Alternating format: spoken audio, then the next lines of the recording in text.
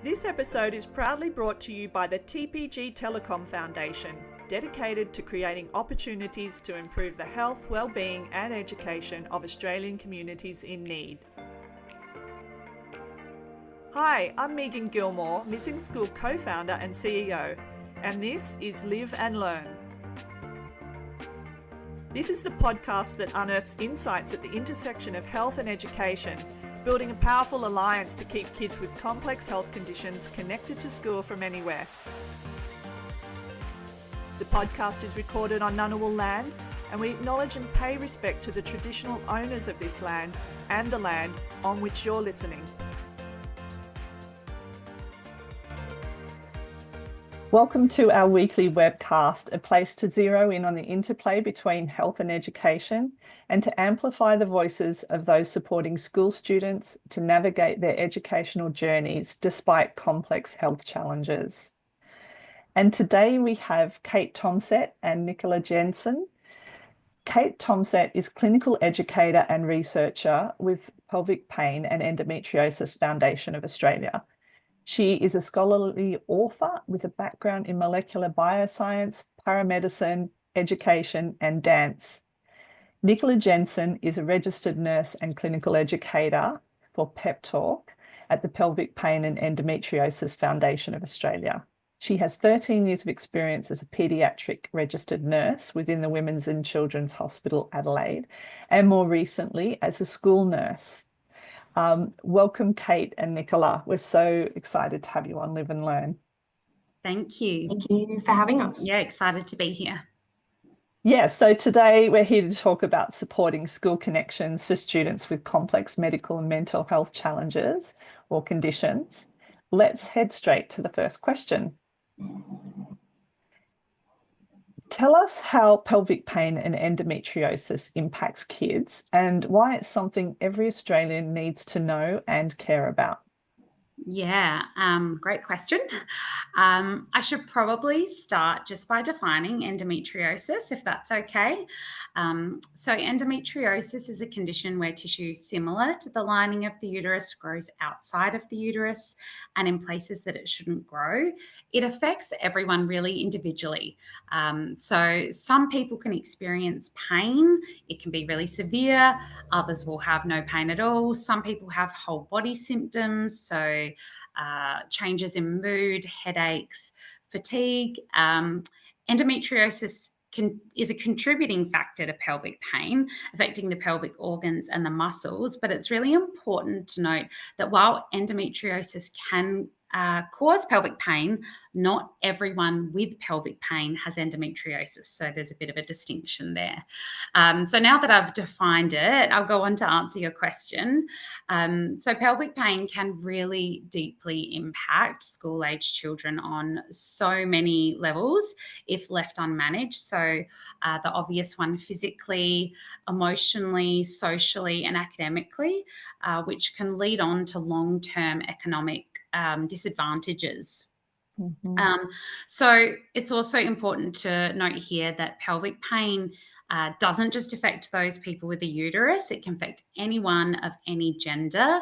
So some of our data that we've collected from 64,000 students assigned female at birth, 20,000 assigned male at birth, and 4,000 staff tells us that 50% of students experience 3 or more days of pelvic pain every single month. And then of those students assigned female at birth, 47% report significant interference with their daily activities. And then 23% regularly miss school or work due to their periods. So that's not insignificant numbers.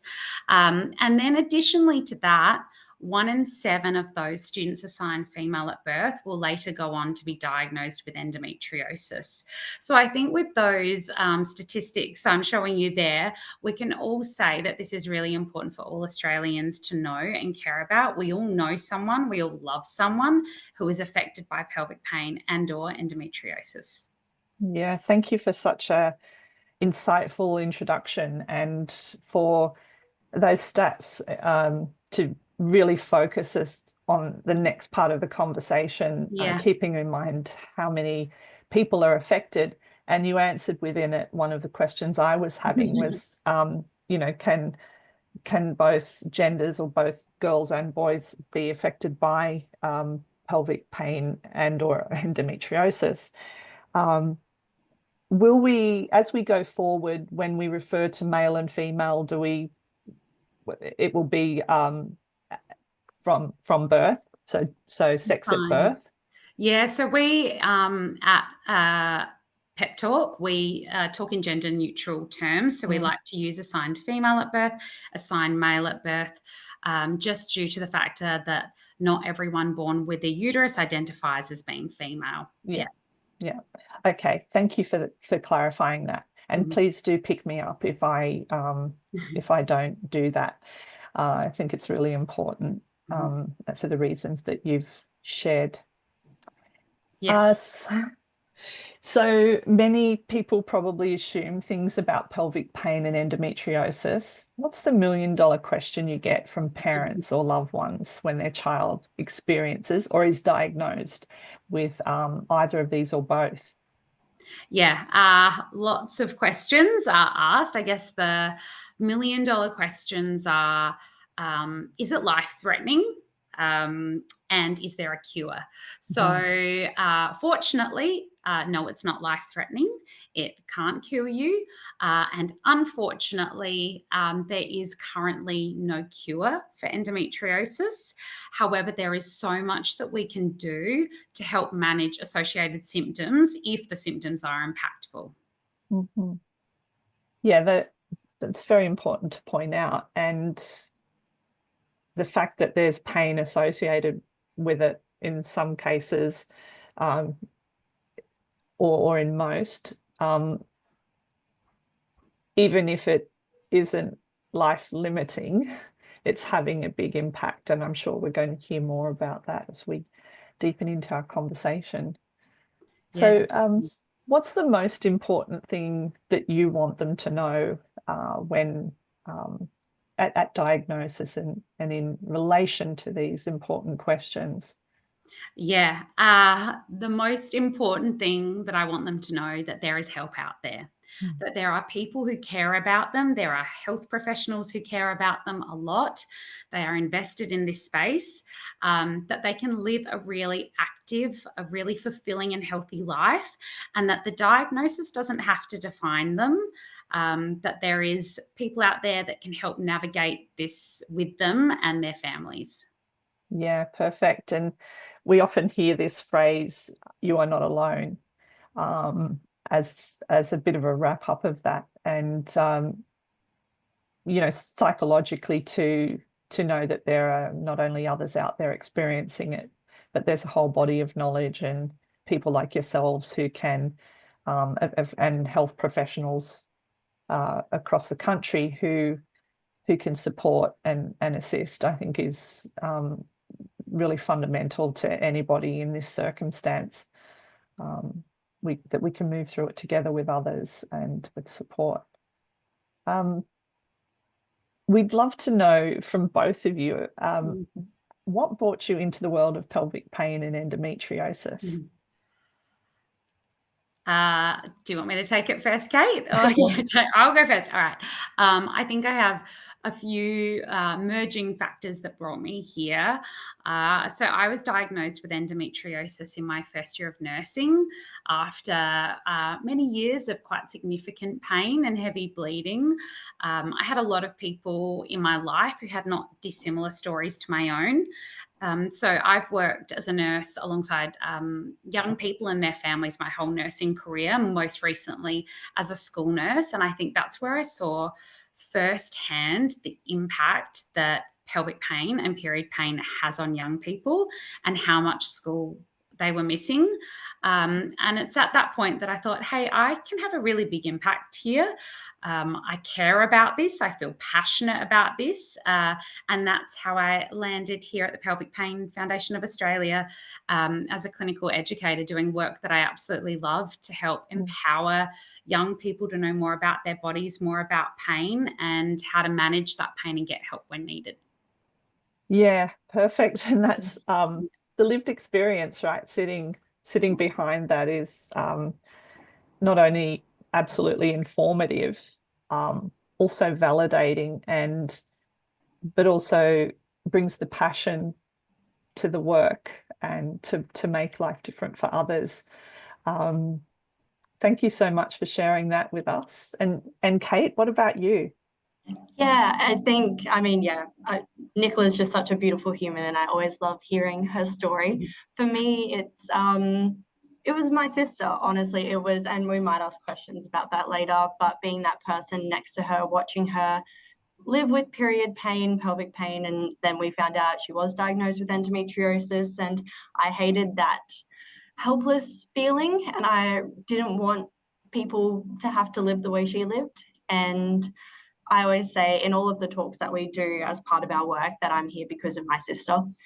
She's inspired a lot of what I do. And I mean, more broadly, it was always intersectional feminism that was going to bring me here. I really didn't enjoy seeing the beautiful, strong women and people of minority genders in my life living with this pain month on month on month, and just having to have this social idea of tough it out, be stronger, when I just really want people to listen to their bodies, nurture their bodies, and honor themselves and all the beauty that we are as women. And it's, yeah, a really beautiful job that I get to do here at PEP Talk, in educating young people about knowing their bodies and how they can really harness all their beautiful power and strength in facing Yeah. this pain. Oh, that's so special. And you have a lived experience too, right? Yes, the Yeah. sibling. So we always really love to bring siblings and peers, but siblings really play such an important role in, complex health and medical conditions or situations, and are often overlooked, I would say. But we can get into that later. But living your own experience as well, and the ways that it shapes and changes you as a sibling, I think is such an important part, and also what that means for siblings in school too. So I hope we can hear from you a little bit on that as well. Um, Thanks for being so generous, both of you, for bringing us into your world and how this all started for you. So knowing all that you know, what's the biggest hope for kids with pelvic pain and or endometriosis, their families and loved ones, when navigating this journey? Oh, I just hope that they feel optimistic and hopeful. And I know that not always optimistic might be a word used associated with a diagnosis, but we just have so much more funding and research going into this space at the moment. There's a real spotlight on endometriosis, which is fantastic. I just want them to, feel optimistic, hopeful, not feel like it's the end of the world. Like I've already mentioned, they can live really active, healthy, fulfilling lives, and knowing that they're not alone when navigating it too, knowing that there's lots of help out there.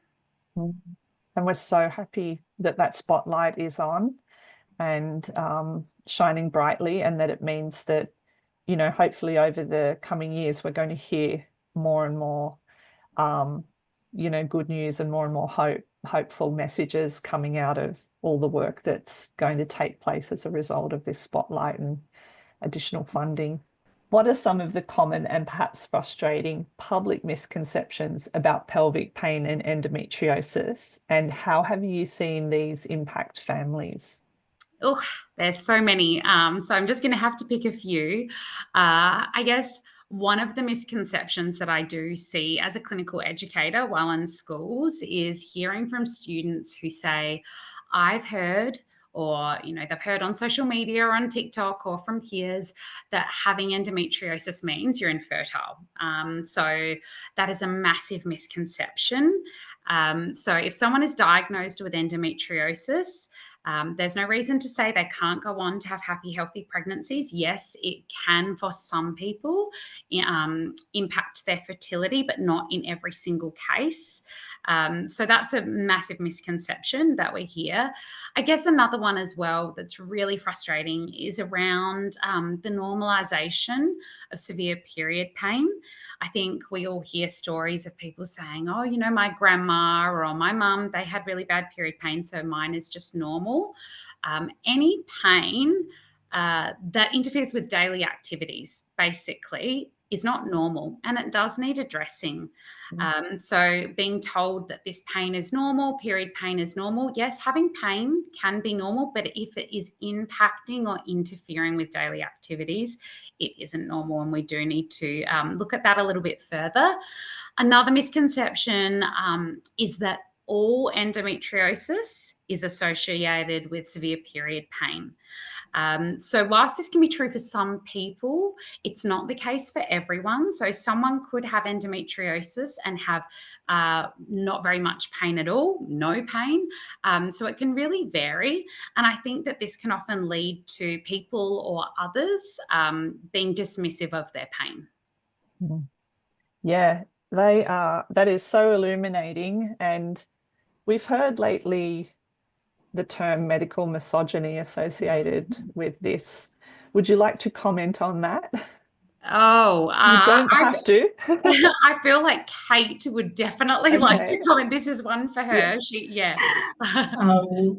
Yeah, I mean, personally, within our work, we work with a lot of doctors all around Australia, and we speak to a lot of people who have been diagnosed with endometriosis and who do have pelvic pain. And I guess that's the strongest story that has come out of so much of the research, is that people feel like they're not heard and that their pain isn't real and that it's in their head. And maybe that, it does come from a place. I mean, if you really want to go back to looking at medical misogyny, just the pure lack of research into anything to do with the female body, let alone pain, and validating women's pain and what they're experiencing. I mean, the fact that we still don't know what causes endometriosis or how we can cure it, and there are still so many people living with pelvic pain, while people who are assigned male at birth have many treatments available for them. And no, we don't want anything awful to happen. We want equality within our healthcare system.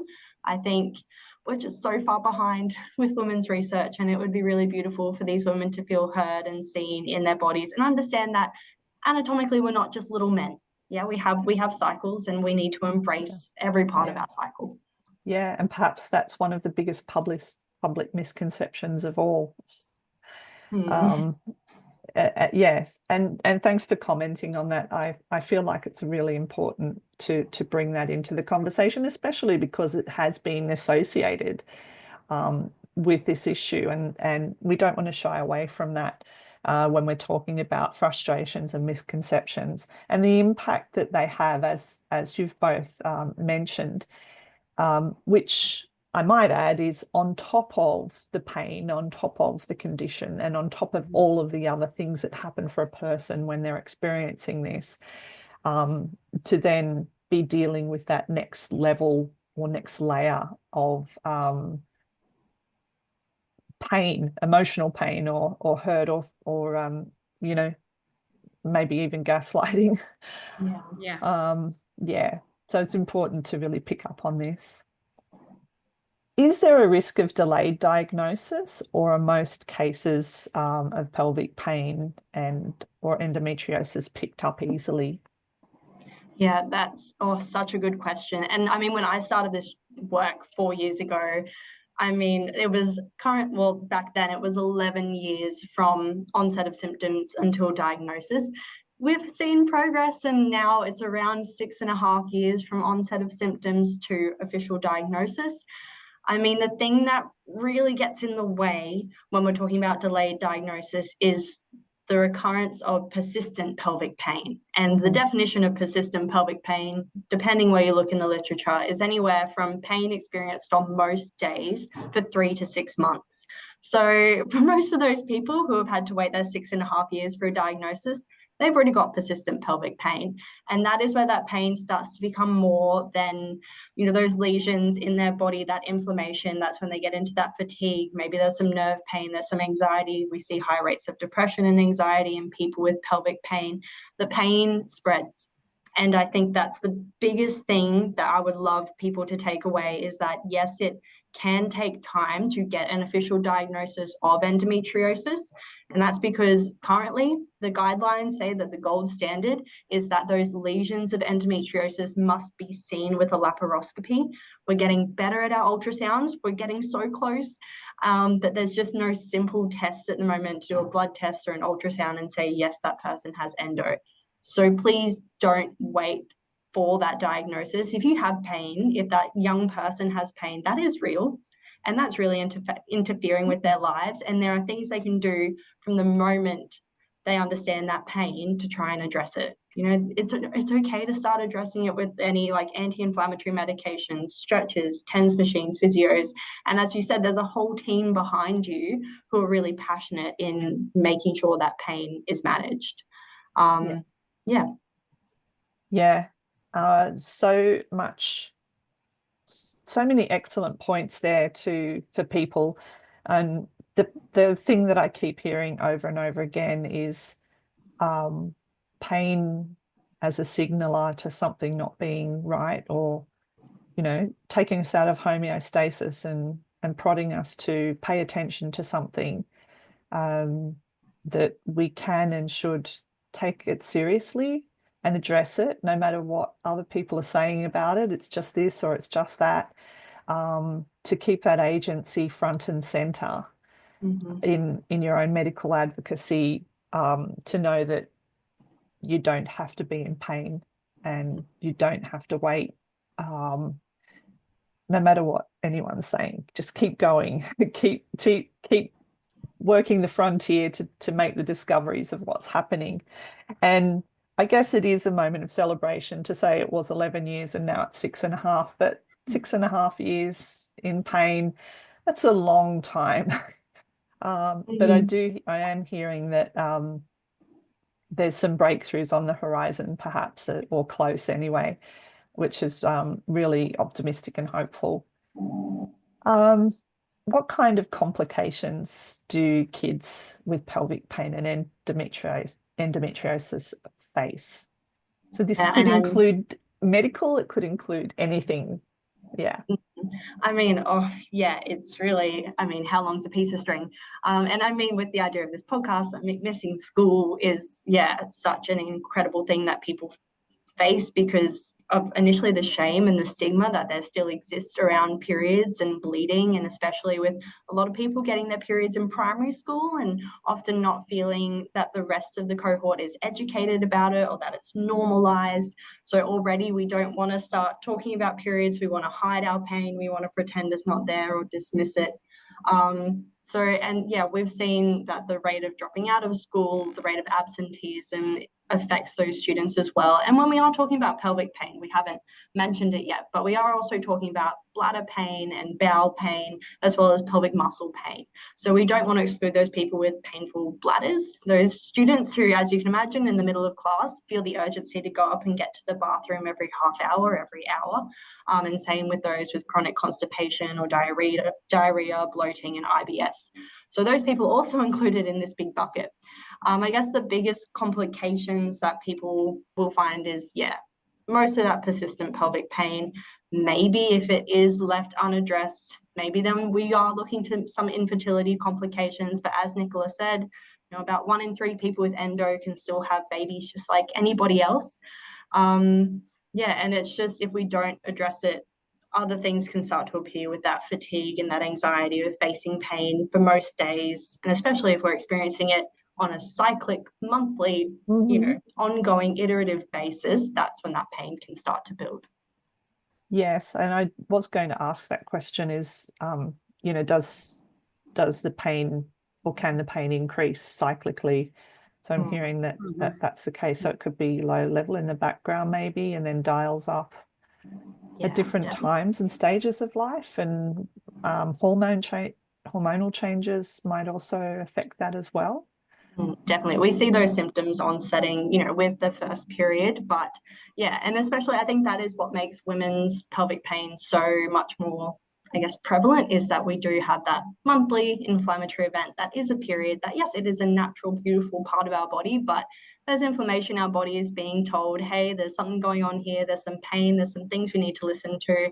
And if that isn't addressed, and it does happen month on month on month on month on month, then people can get that persistent, that really strong pain. Yeah, and as we said, if we come back to the fact that 6.5 years maybe for a diagnosis, and that's a long time to feel extraordinary pain. And I would sort of classify this as extraordinary pain, because we do note that, periods can be associated with pain naturally, and then that subsides. The other thing I picked up there, which I'd like to sort of come to, and you mentioned that some people drop out because this is, has gone on for years and years and may have led to mental health issues and other things, and just fatigue and I'd just leave this here for the audience, that it's distressing to think that a young person might not complete school because of this. And when help is at hand, and there are things that can be done, first of which is believing that it's legitimate. That's got to be the first step, and to be validated in that as well. We can't have kids not completing their education because of this, because we know that leads to all sorts of other things.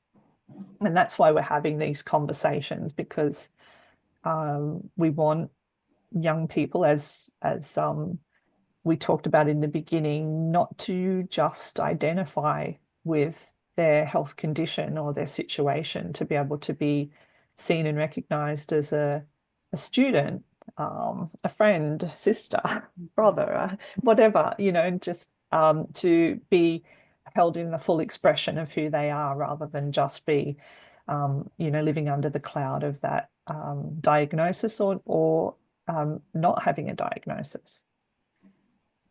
So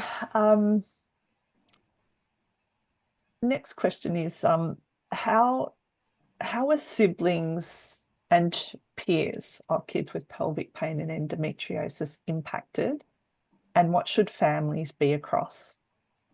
Yeah, and thank you so much for making space for this. I mean, yeah, as a sibling of someone who does have endometriosis, and she experienced a lot of pelvic pain throughout her adolescence and her youth, it's really nice to have somewhere to speak to this. And I know a lot of people who will be siblings, whether they're brothers or sisters or friends, just carers and involved in this space. It's really nice to be able to talk to it.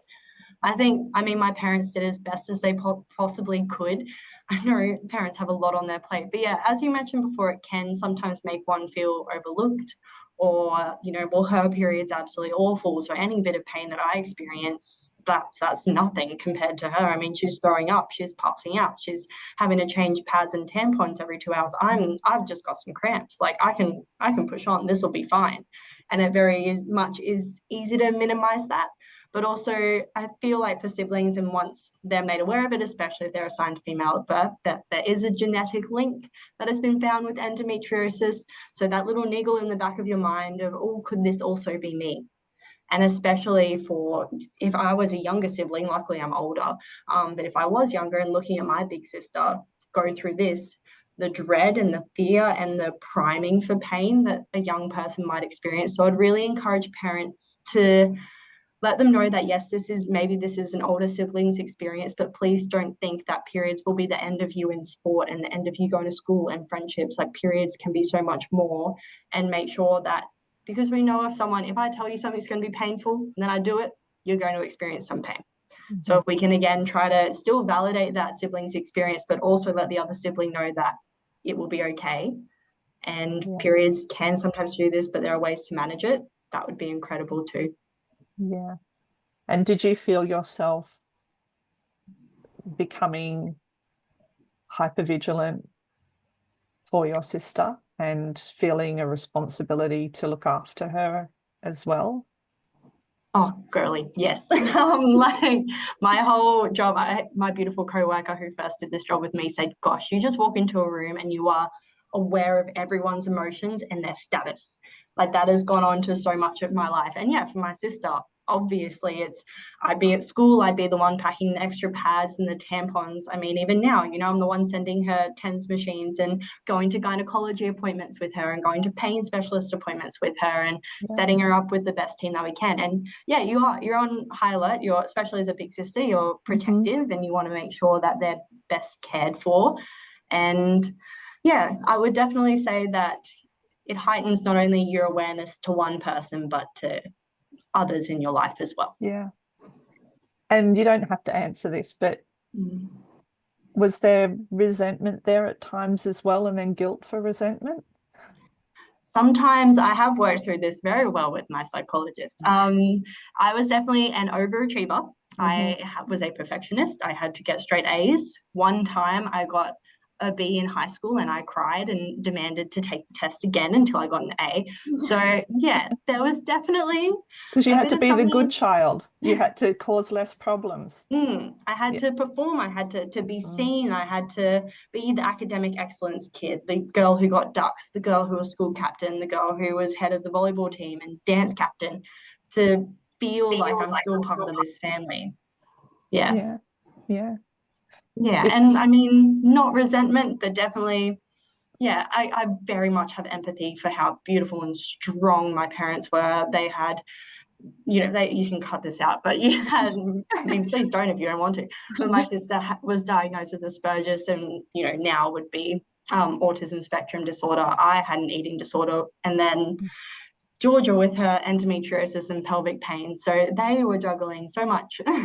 And I was just so grateful for all that they could give. Yeah, indeed. And I think it's part of,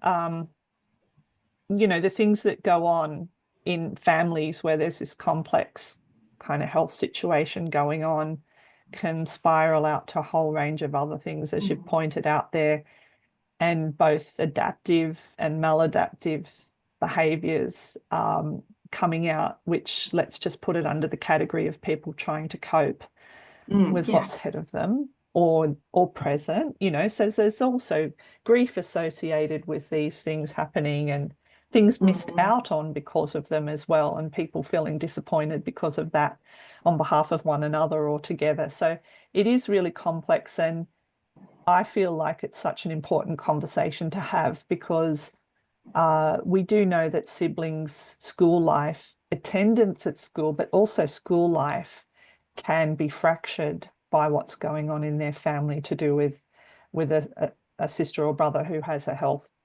a complex health condition. And I guess it's if the number of kids across Australia with a serious health condition affecting attendance and school performance and all of that is unknown, which it is, then what does it look like when we add siblings into the mix? So I just leave that there for people to think about, and I suppose, for teachers to be aware of as well. And it's, but some of the things that you've said there, Kate, I could be talking to my own daughter, and as she was the sibling in our situation of complex medical situation with her brother. So thank you so much for sharing generously. I know it's really important for people to hear this, and people might not have thought about it before. So what's the current population of school-age children with pelvic pain and or endometriosis, and how accurate is that data? Is it tracked, for example? Yeah, thank you so much for asking this question. And I mean, as you said, so much of this is unknown, and especially when we're looking to pelvic pain and endometriosis. We know a little bit about bladder pain and toileting, we know a little bit about bowel pain, but it's very difficult to pin down, especially if endometriosis must be diagnosed with a laparoscopy, which feels like quite an invasive surgery. No doctor is going to rush into a young person or an adolescent to perform that. So it is really hard to get the data. We know in our general population, as Nicola mentioned before, 1 in 7 will have endometriosis. That's around 14%. And I think what's really exciting about the work that we've been doing with PEP Talk is we've collected so much data of which has been unknown before. So look out for a research article that's about to drop. But from what our data can show, and I think it's really indicative, is that 51% of people with a period experience regular severe period pain. As Nicola mentioned, 23% are regularly missing school because of their period. And then if you look to meta-analyses of like, oh yeah, again, we need to be validating that pain of this is regular, severe period pain that these students are reporting for themselves. And meta-analyses have shown that around 62% of adolescents with period pain were confirmed to have endometriosis upon laparoscopy. So if you're really going to extrapolate that, there's approximately 32% of teens that we're seeing that could have endometriosis, which again, that space is very unknown, and we're getting there and we're building our data, and we're tracking it as best we can. You have a brilliant researcher based in Canberra in the ACT who is called Mel Parker, and she's working on getting a tool called the PPEP tool, which is what we've been using in our studies to try and ease that way into diagnosis and addressing that pain more readily. Yeah. So there are 4 million school students, so that's around 1.2 million, a bit more than 1.2 million students. That's mental. Yes. Yeah.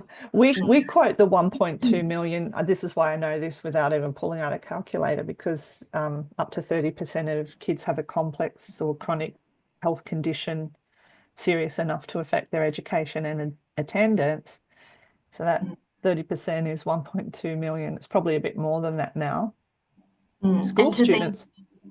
And just to see that in the future, yes, we're diagnosing at a rate of around 14%, but is this our future? Is this the rate of people who are going to be experiencing endometriosis, and are our health systems ready for it? Well, I just want to point out that endometriosis and pelvic pain is just one condition. Now let's add all rare conditions. Let's add in all the major ones that come off top of mind: heart kids, juvenile arthritis, cancer, Crohn's, cystic fibrosis, and on and on and on and on. And so this is why we're having these conversations with organizations like yours, because we want to just start all working together to really push forward on like a national approach to how kids with health conditions at school or out of school, missing school, how we deal with this, because it's not only affecting those individuals, each and every one of them, but also it's definitely affecting the performance of our school system and school completion rates and all of that other stuff. So I just flag it out as a major shadow issue that's not really coming to the surface on our education agendas. We're talking a lot about mental health, but medical is not a word in there, and I'm really trying to get it in there. Just so keep going. You're fabulous. Yeah, we have to, and also for teachers too, right? Because they're battling across all of these things without a sort of a clear way of doing it in the school setting. So we need to support teachers through this as well at a systems level, not just at a schools level, because we know that chronic conditions are on the rise for whatever reason. And we know that and I believe in this case, school absences would be experienced mostly at home than in a clinical setting or in a hospital. So people often think if you have an illness serious enough to keep you out of school or missing school often, that you're in hospital, but that's not true. So that's one to pull out as well. So with those big numbers in mind, the question is, do kids with pelvic pain and endometriosis currently miss a lot of school? And if so, why? Yes, they do. They definitely do. And we, both Kate and myself, have mentioned some of the statistics around that. So we know that 23% of students reported to regularly miss school or work due to their period. So that's huge. Why are they missing school? Well, so many factors. Obviously, pain left untreated or unmanaged severe pain can then lead on to persistent pelvic pain, which can be have whole body symptoms. So people can not only feel pain physically, those physical limitations, but they get that fatigue, the anxiety. This can lead to social isolation. So people also Maybe even nausea. Yep, absolutely. Nausea. Yep, nausea, vomiting. There are just so many symptoms involved in this. People physically can't get themselves out of bed, or they have poor sleep due to pain, so a fatigued, lack concentration.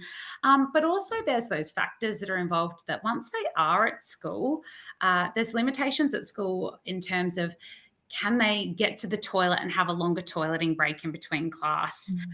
Do they have to participate to the full extreme of physical education lessons? Like, are there alternatives?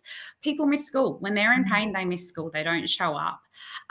So, yeah, I mean, that's why, and I know we're going to talk about PEP Talk a little more in a little more detail later, but it's why PEP Talk, our program, is so important. We go into schools nationwide educating students on all things periods, on pelvic pain, what's normal, what's not normal when it comes to this pain, and what they can do to manage that pain, and who they can seek out if they need extra help. So yeah, it's really important that people who are having impactful pain do seek out some extra help, or they address that pain. They don't just leave it and think, no, it's going to go away next month, because as I mentioned, it can spread. It can be felt in all parts of the body. Yeah. And I'm just thinking there too, even with the pain management, right, there's going to be cost associated with that too. And can families manage that? Can all families manage that cost of treatment? No, absolutely not. Not always. And it's why it's so important that they get this education early, so that they don't go down that track of persistent pain, because once it does get to persistent pain, it can be managed and it can be treated, but it's harder. They might need to go to more health professionals. They might need to go and see a pelvic health physio. They might need to go and see a nutritionist or a dietitian. And all these things do cost money, like you just mentioned. So, yeah. Yeah, it's something we hear coming up again and again. And I have to admit that in all of my years that I've spent working in the areas that we have, the personal cost of maintaining treatment throughout these complex health conditions, apart from the fact that work can also suffer, and those sorts of things too, is it's got to be considered a big part of it, and for us to mention here. So yeah. What are the critical times in the school life of a child with pelvic pain and endometriosis? Yeah, well, I think for those people assigned female at birth, it is around the time of menstruation. So we say sort of 12 to 16 years. However, we know that people are getting their periods younger, as young as 9. Kate already mentioned it's happening in primary school. It's so important that they learn around this time changes that are happening inside their body. They understand what is a period, understand what's normal pain. Like I've already mentioned, it's been for so long, people talk about pain and say, severe pain, oh no, it's normal. That's normal. That's what a period should be. Yes, you can have some pain with a period. If it's not bothering you, it's not interfering with your daily activities, that's fine. That's okay. You actually don't need to do anything about it at that point. It's when it's interfering in daily activities, that's when it's really important that these students learn how to navigate that, how to manage it, and the symptoms associated with it. Pain that's left unmanaged and untreated, it can spread, can get to other parts of the body. And the point is learning at these times of their life, like around the time of menstruation, even earlier, learning about it, talking about it at home, breaking that stigma, breaking the taboo about periods. Let's talk about it at home with boys, with girls, with those assigned female at birth, assigned male at birth. It's not a gendered issue. Like everyone should be talking about this in homes, in schools. Thanks for that comprehensive answer. And what should families and schools be prepared for at different times, therefore? Yeah.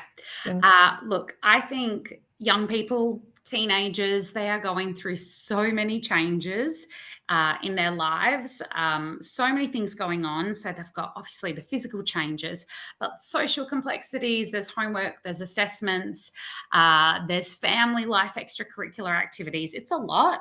And then when you throw into it a little bit of pelvic pain, perhaps a little bit of endometriosis, maybe not, but some pain, they can start feeling really isolated and alone. I think there's lots of things that families and schools can do to help at these times where they might need a little bit of extra support. So a few little changes can actually go a long way.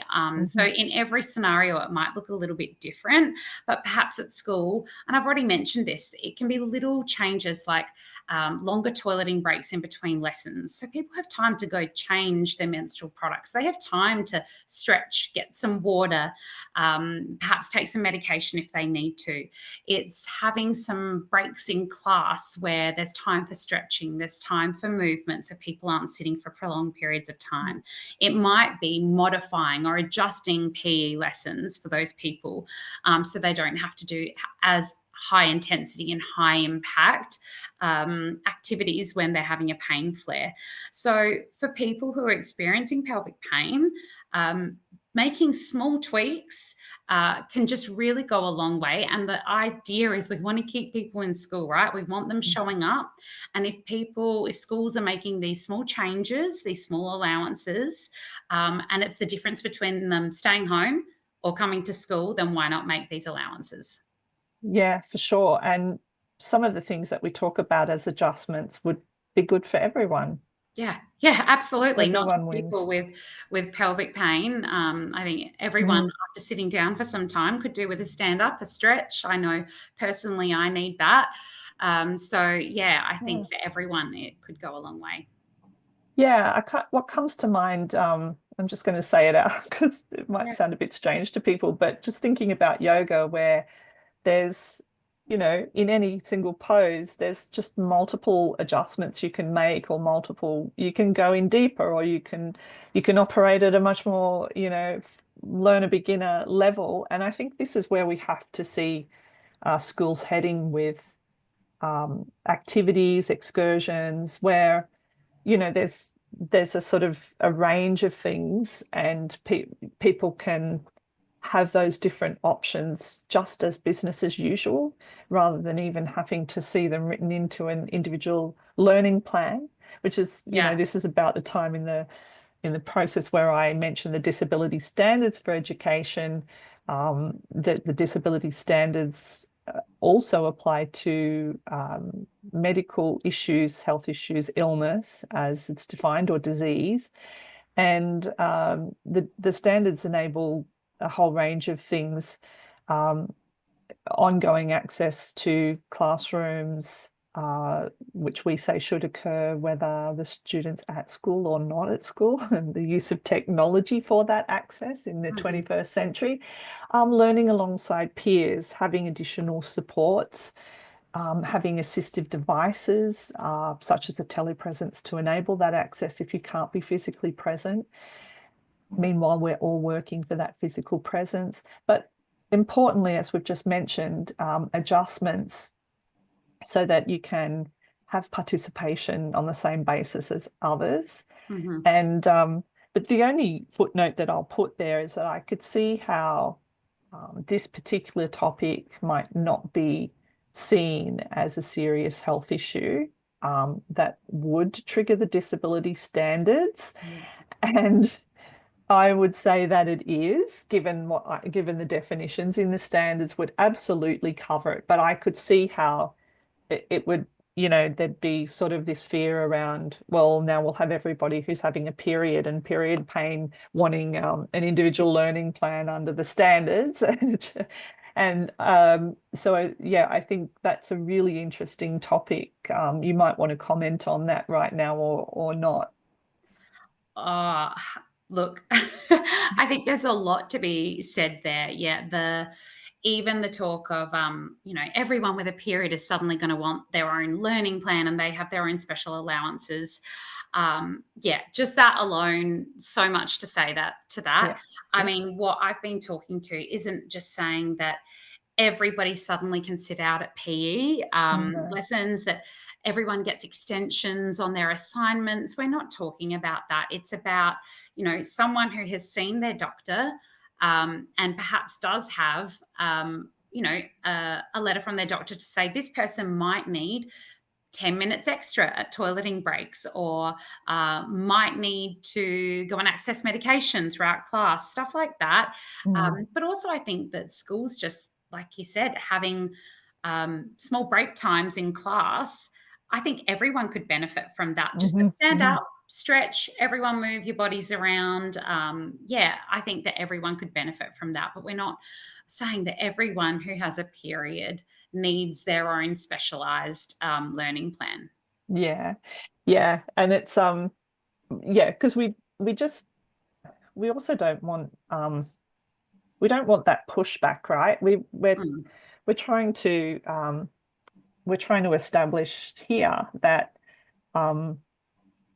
things that you could do in the school and in a classroom that would benefit a whole range of students is those micro adjustments, and maybe even at certain times. But, you know, there's some things that across the board could be applied for better comfort for most, if not all, students. And even things, you know, sometimes we have the conversations on this call and to do with school excursions that people can't attend. And I'm sure this cohort would be in this category too, and miss out on excursions when there could be an incursion or some other kind of modification to that, so that, you know, that there's that experience on the same basis or the same opportunity as peers, so it's not to be excluded, which is the unfortunate outcome when there's not an option.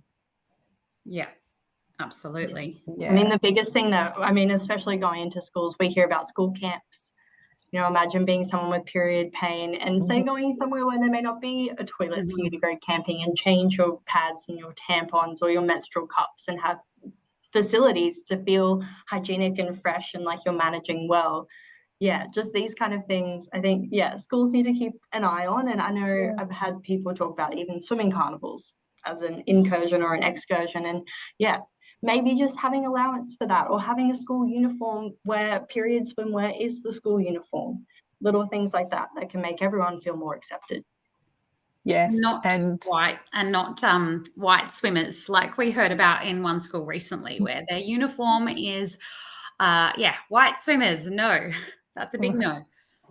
Yeah, and look, I mean, for any of us, right, that is just any of us who've been, you know, through having periods.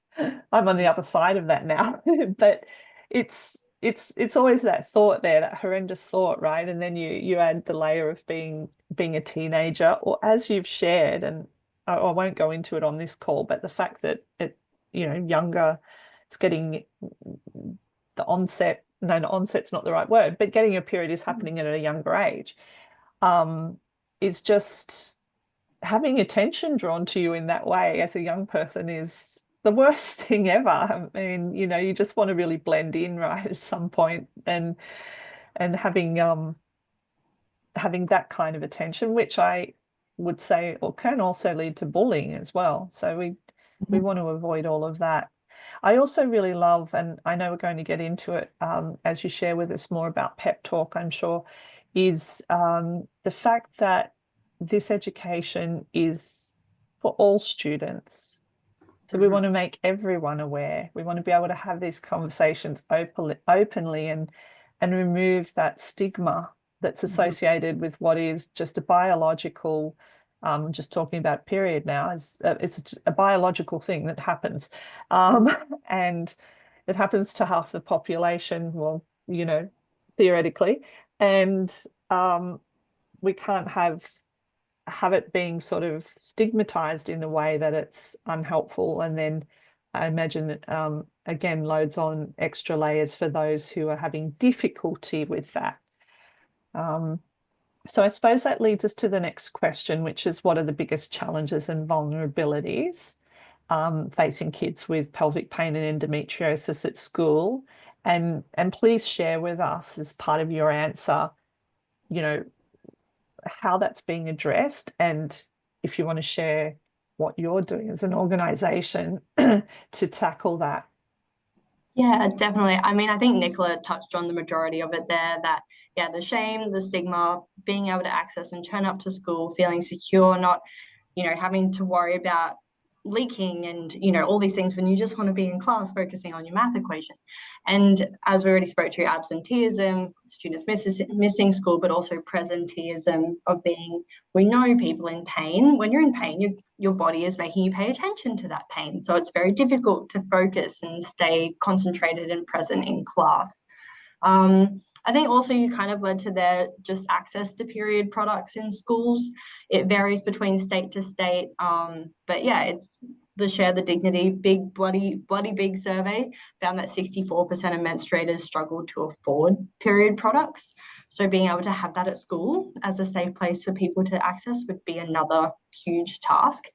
And I guess, yeah, talking about PEP Talk, it's our baby, it's what we do. We absolutely adore it. We have a team nationwide of fabulous educators who PPEP stands for the Periods, Pain and Endometriosis Program. It was started by the Pelvic Pain Foundation of Australia, which is a beautiful not-for-profit, and it was expanded to address the National National Action Plan of Endometriosis. Priority 1 was education and awareness. We were very lucky, we already had a program, so let's make it nationwide. And since inception, we've seen over 110,000 students and staff.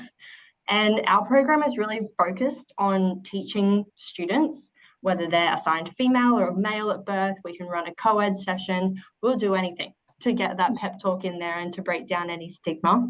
And it's all about what is normal, what's not normal when it comes to period pain, and what can you do about it. That hope that this is pain and it's okay to feel pain. Pain is a part of life, but what are the tools that we can implement right now that mean that you can address that period pain so you're not missing school or sport or then work and then university and then being passed up for promotions and still things that people face these days. So yeah, the pep talk, it's free for schools. There is a bit of a disparity between state and federally funded schools, which we need to be addressing, but it's free and it's focused at secondary school students. So I think Pep Talk is doing a brilliant job, and we have been funded, and we're very grateful for the funding that we received to see 268 federally funded schools. So that's your Catholic and independent or your private schools. And then we received funding for 237 state schools, only in Queensland, Tasmania, South Australia, and Western Australia. And that's every year, which is awesome. But as a whole, that means we cover about 35% of schools in Australia. Mm-hmm. And we're still seeing those states like New South Wales, Victoria, Northern Territory, ACT missing out on all students being able to access this education. That's something that has to change. Mm-hmm. Yeah, we've been fighting for a long time, and it's difficult when, I already said before that I'm a bit of a data nerd, and you can see that students in government schools are disproportionately impacted by their period pain and pelvic pain compared to those at Catholic and independent schools. Mm-hmm. So the money needs to be put where it's needed most. Yeah, and, the availability of products as well. Would get and keep more students at school, right? Yeah, you would hope that. I mean, especially might even encourage some kids to come to school if it means that at home they can't access it. Absolutely. But at school, I can have a pad and a tampon. And get my education while I'm there. Yeah, what a perk. Double whammy. And I think there's GST on products too, right? So, yes, that's a conversation for another time. Yeah. But I hear you, and that is, it's wonderful that it's out there, and let's just give a big cheer and a shout out for getting that out to more schools and more funding for you to be able to do that. And just side note, do you run these in workplaces too? Yes, we have a workplace program as well. It isn't funded by the government, so it is a paid program, but we offer it for workplaces. Anywhere you can imagine a person, we have a pep talk for it. Fantastic. sports, we've had pep talk and yarns for First Nations people, for intellectually diverse or disabled students.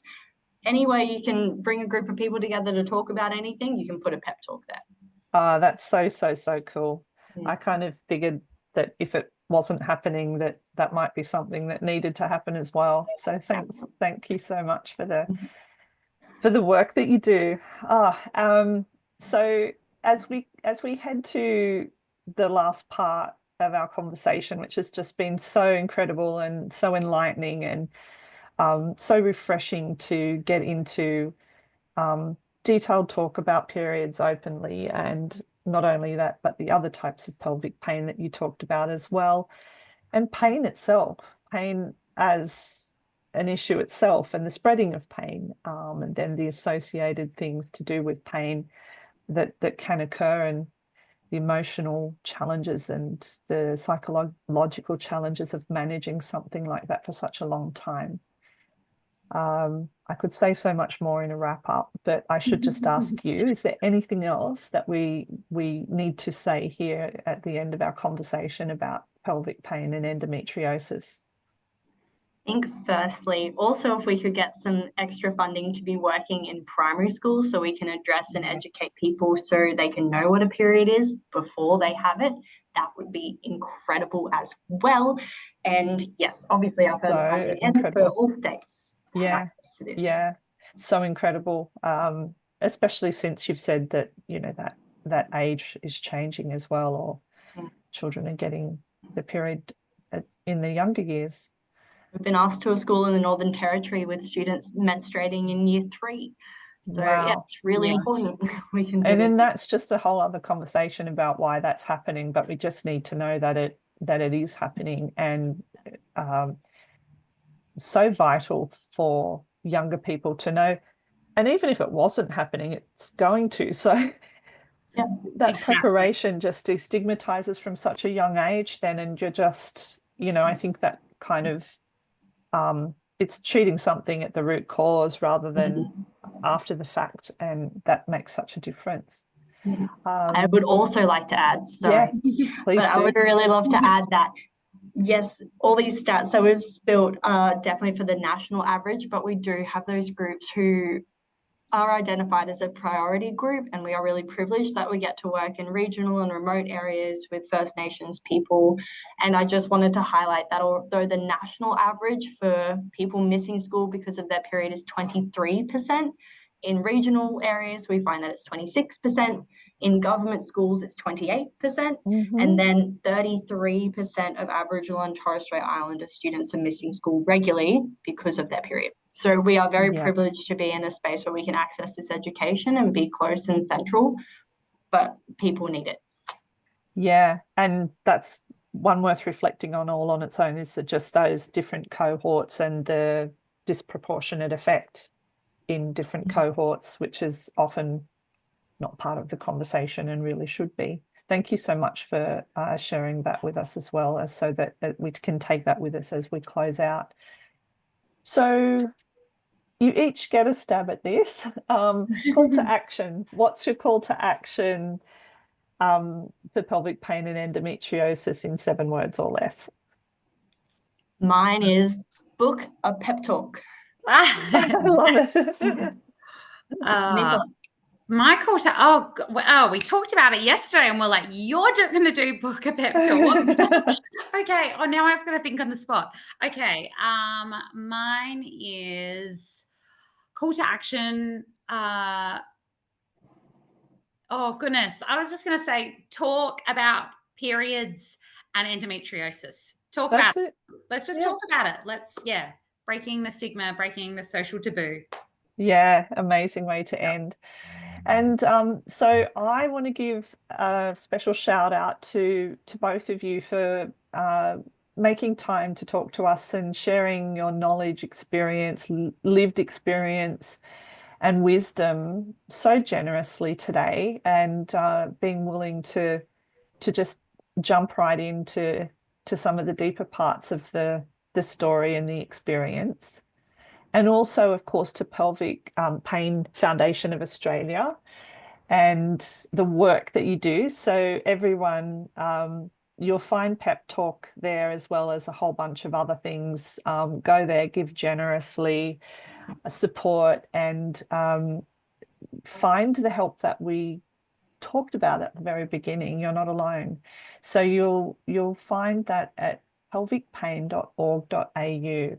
Yes, and that's where you can book a pep talk as well. So if you're looking to book a pep talk, you book it through that website there. There's a separate pep talk spot on that.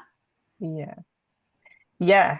Jump over there and have a look anyway, and give generously, because we need more of this out there, as we've pointed out, and in places it's not reaching yet. So from us to you, thank you so much, Nicola and Kate, for joining us today. It's been such a great conversation, and we're so very grateful to you. Thanks for having us. Oh, sorry. For creating such a beautiful, vulnerable, and easy to share space. And the work you're doing and the attention you're bringing to these really vulnerable people is imperative. Yes. It's our absolute honor.